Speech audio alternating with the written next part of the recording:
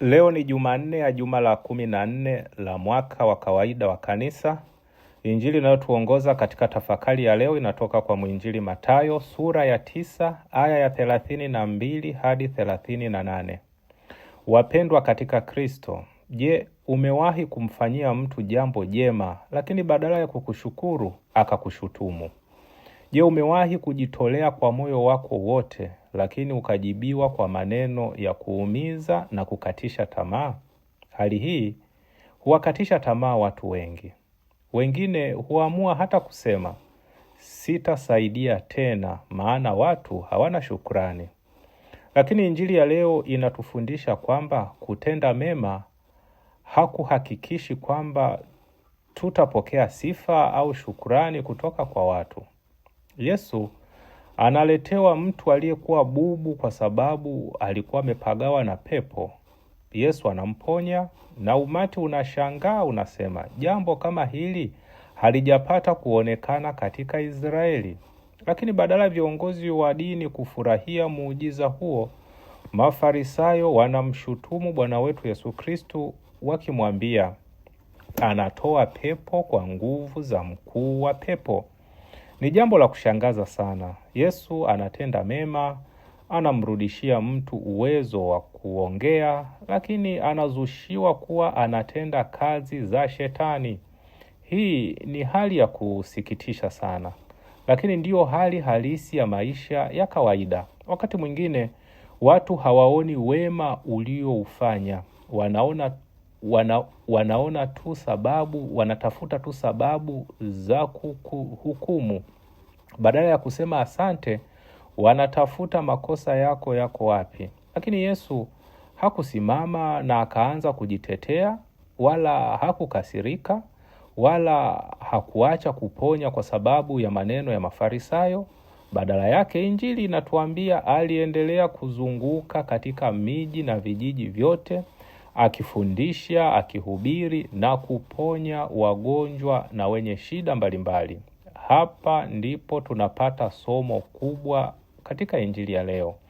Tusitende mema ili tusifiwe. Tusitumikie kanisa ili tupigiwe makofi. Tusisaidie maskini au wenye uhitaji ili watu watuone kuwa ni wakarimu. Tunatenda mema kwa sababu tunampenda Mungu na tunataka utukufu wake uonekane kupitia matendo yetu. Mtakatifu Paulo anatuambia, msichoke kutenda mema. Hata kama hakuna anayesema asante, Mungu anaona. Hata kama watu wanatafsiri vibaya, Mungu anajua nia ya moyo wako. Tuzo yetu haitokani na maneno ya wanadamu, bali inatoka kwa Mungu mwenyewe. Katika familia, unaweza kujitoa kwa ajili ya watoto au kwa ajili ya mwenzi wako, lakini usithaminiwe. Kazini unaweza kufanya kazi kwa uaminifu, lakini usipandishwe cheo. Kanisani unaweza ukajitolea kwa miaka mingi bila kutambuliwa. Usikate tamaa. Mungu hahesabu kama wanadamu wanavyohesabu. Yeye huona hata yale mema yanayofanywa kwa siri.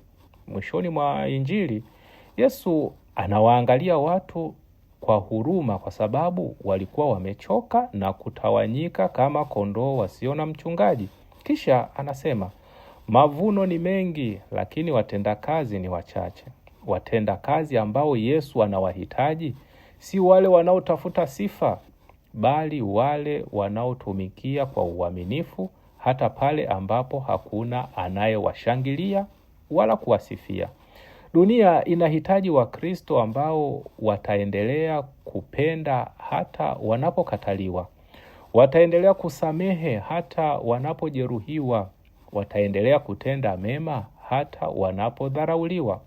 Leo Yesu anatualika tujiulize, je, ninatenda mema kwa ajili ya utukufu wa Mungu au kwa ajili ya sifa za wanadamu?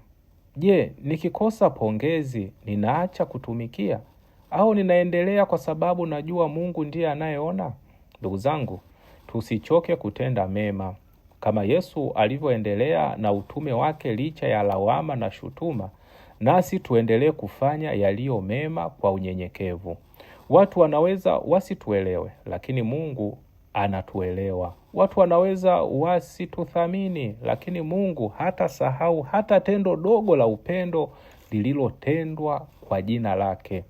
Bwana atupe neema ya kutafuta utukufu wake kuliko sifa za wanadamu, ili siku moja tusikie kutoka kwake maneno yale yenye faraja: vema, mtumishi mwema na mwaminifu, ingia katika furaha ya Bwana wako. Akubariki na kukulinda Mungu Mwenyezi, Baba na Mwana na Roho Mtakatifu. Amina.